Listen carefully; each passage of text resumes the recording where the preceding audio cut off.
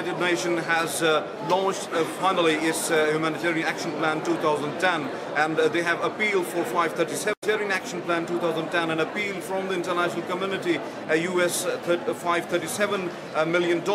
And we have with us a humanitarian coordinator for Pakistan, Mr. Martin Mogwanja. Let's have a talk with him and get some of the information about this action plan launched today. Mr. Martin, what do you think about that this action plan launched today? How will it affect, and what are the bits and pieces of this action plan? What are the details of that? Well, the key aspects of this action plan are to continue to support the displaced population. About 1.2 million people remain displaced in NWFP FATA regions, and also to support the population who are going back home, particularly in Malacan division. We are supporting those who return. And already, the humanitarian appeal that we made last year, we appealed for 680 million. We've received 485 million plus $102 million in pledges, and these resources are being used now to support the humanitarian needs of the population. And what about this action plan?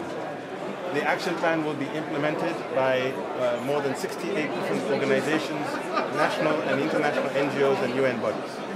Thank you very much. UN launch of the Pakistan Humanitarian Response Plan, but we've seen that so little allocation has been made for education and agriculture. Don't you think that if you allocate less for education and agriculture after 6 months or 1 year, the capacity of the people to fund themselves and generate funds for themselves will not be an issue? And don't you think that issuing such a plan will require you to launch another plan after 1 year? First of all, let me be clear. What we did in 2009, we launched an appeal for 680 million. We received 485 million of contributions and $102 million of pledges, which are yet to become contributions. What we did notice, however, as you say, is that in 2009, there was, relatively speaking, less contributions on agriculture and education areas. And this was an area, these are concerns to us because, particularly in 2010, the main emphasis is not only to support the continued number of 1.2 million IDPs, but also to support more than 2 million IDPs who have returned home. We need to make sure that their lives are restored quickly. And agriculture, as you said, education, other services like health and non-agricultural livelihoods are key elements in making sure that this happens. And that's why in the 2010 appeal that we launched this morning for $537 million, we have actually given a much greater allocation of projects and requests for agriculture and for community restoration activities and for education.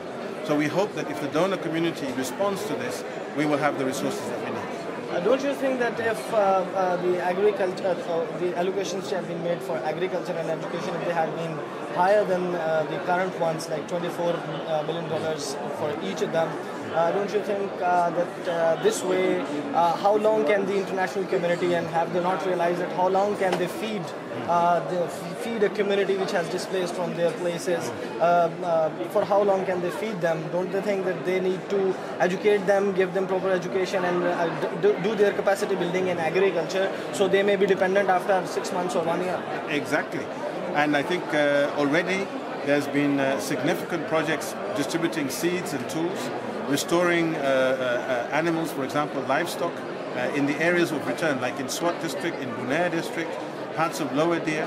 These activities are already going on. Animals have been distributed like calves and goats. Seeds and tools, fertilizers have been distributed to enable people to plant the winter crop, which is in the ground today. And we will continue to do that for all the population who is returning.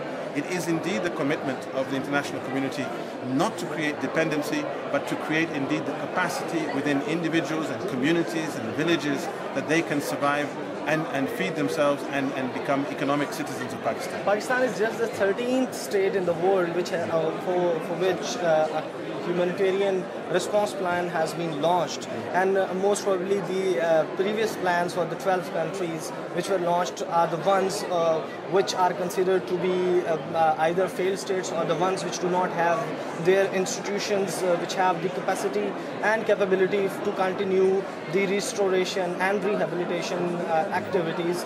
And once the emergency is over, launching this project seems that the UN thinks that the capacity of the organizations in Pakistan and institutions in Pakistan is not enough to cope with the crisis and to deal with the rehabilitation and reconstruction process. I think we need to recognize that by far the biggest contribution for the humanitarian response in Pakistan comes from the people of Pakistan themselves. First of all, the people in the villages, the people in the communities who have been hosting IDPs in their homes for many, many months. But also, there's been a huge response from the government of Pakistan. The NWFP government, for example, has given out more than 300,000 debit cards to the affected population so that they can have a cash grant. The government has provided a massive amount of logistics support, etc. So the international community is coming in, but we are coming in really to complement and to complete the response which has been provided and led by the people of Pakistan and the government of Pakistan. Thank you. Thank you. Of course, we had to adapt our security environment, and this came to the brought to the decision that we will reduce the international staff of those involved in developmental activities, not in humanitarian activities. So humanitarian activities will not be affected by this redeployment of staff. We keep the staff level of all the humanitarian workers, meaning all those distributing food, shelter, and the medicine. So this has an impact on the long-term activities of the UN. Well, how do you think that how long it will remain in outside of Pakistan that is stopped? This relocation or this sort of redeployment of people is temporary. It's only for 6 months. We do evaluate the situation on a regular basis, and hopefully we'll bring the staff very soon back. In terms of the general situation, I'm very optimistic seeing all the returnees in the Malakand division and seeing also life in Gunair, Swat, Shangla picking up again, and hope very much this will also be possible for the people from Bajor, but also for the people from South Waziristan. The moment the security in these areas allows a return, we will of course support this. Thank you. A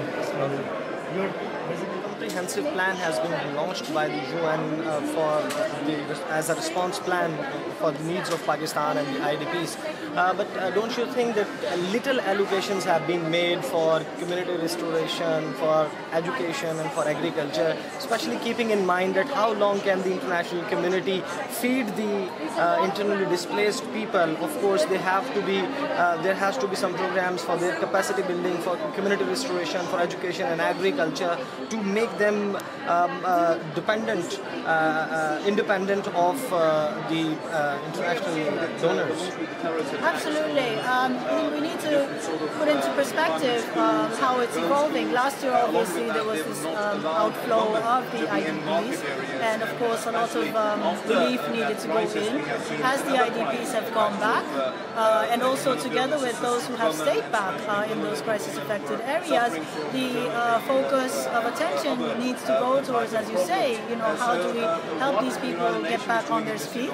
And I visited, a few villages myself, but the people, men, women, they're very keen to get their own income generation, get their own livelihoods running, get their villages restored. Infrastructure has been damaged, so there are very, very basic needs, but really moving towards building up their lives and really standing on their feet.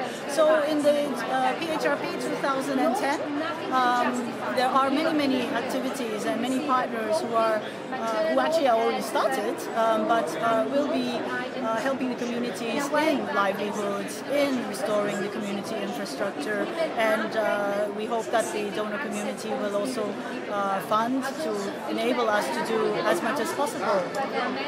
But as we see the response by the international community in the year 2009, an appeal was launched from the international community to donate about $680 million, and out of which $485 million were contributed